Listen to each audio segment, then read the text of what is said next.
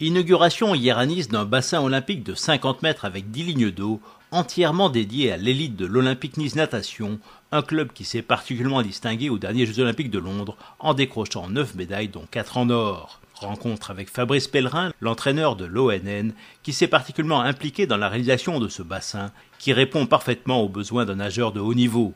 Fabrice Pellerin. Il colle parfaitement à nos besoins et mieux que ça, parce que pour revenir sur le déroulé de l'aventure de ce bassin, c'est pas quelque chose qu'on découvre aujourd'hui, c'est quelque chose que l'on a développé main dans la main avec les services municipaux. Donc c'est vraiment une conception 100% dédiée aux besoins d'un nageur de haut niveau. C'est quelque chose qui a été pensé sous l'angle de la fonctionnalité avant tout, donc pas de chichi, pas de statut et de jet d'eau, mais 10 lignes d'eau, ce qui est assez rare en France, salle de muscu, vestiaire fonctionnel, et puis en même temps une ouverture quotidienne vaste de manière à ce que l'on puisse individualiser le programme. Il y en a qui sont à l'école, il y en a qui sont à la fac, donc il faut pouvoir répondre à ces emplois du temps. Donc aujourd'hui on peut faire ça, produire un entraînement de qualité en individualisant et les horaires et le contenu. C'est ce que l'on ne peut pas faire en France en général parce qu'on est assez limité par le pauvre nombre de nos installations. Classiquement on se plaint des installations en France, c'est pas une nouveauté. Surtout chez les nageurs, on a à partager des créneaux avec les scolaires ou le public. Là on est à utiliser le bassin seul dans des conditions de quiétude parfaites pour préparer les prochaines médailles. Donc c'est vraiment un gain énorme pour le sport de haut niveau.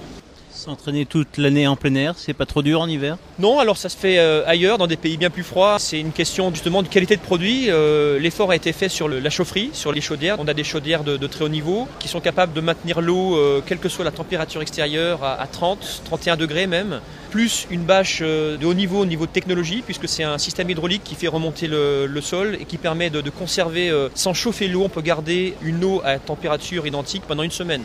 Donc on a deux occasions de pouvoir préserver une qualité d'eau. Je vais moi devoir me mettre des gants et m'acheter un bon blouson, mais les nageurs seront dans un bain chaud toute l'année finalement. Même si le maire de Nice, Christian Estrosi, refuse de lui mettre la pression, insistant sur un investissement à long terme, Fabrice Pellerin a bien conscience que la mise à disposition d'un tel outil impose des objectifs élevés, aussi bien pour les prochains championnats d'Europe que pour les JO de Rio en 2016. Comme on est livré très tôt, on est en novembre et la saison va être longue puisqu'on a des championnats d'Europe au mois d'août à Berlin. Donc on va pouvoir mettre à profit ces installations qui nous sont dédiées sur les longs mois qui viennent. Donc oui, des objectifs à court terme avec les championnats d'Europe de Berlin au mois d'août prochain. Et puis les Jeux Olympiques de 2016, on y est vite et en même temps on va avoir du temps pour préparer ça. Avec les nageurs qu'on connaît déjà, Camille Muffat, Charlotte Bonnet, et en même temps des jeunes qu'on va essayer de qualifier. Toute cette formation sur laquelle j'ai un œil très pointu parce qu'on a là la pépinière future des Jeux de 2020. C'est vrai que quand on produit de belles performances, le revers de la médaille, c'est qu'on attend plus à chaque fois. Bon, c'est formidable parce que c'est également la vocation de tout entraîneur que d'arriver à se renouveler chaque année. Aujourd'hui,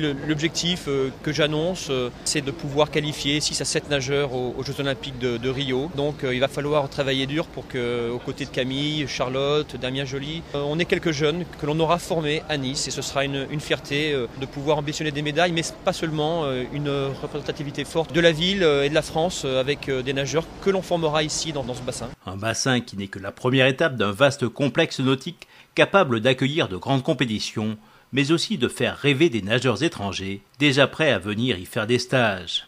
Fabrice Pellerin. C'est une première étape qui a vu le jour très tôt parce qu'en quelques mois le bassin a été monté, c'est un produit 100% interne et c'est le premier bassin d'un vaste complexe nautique qui va permettre d'accueillir des compétitions à terme, d'accueillir également d'autres nageurs.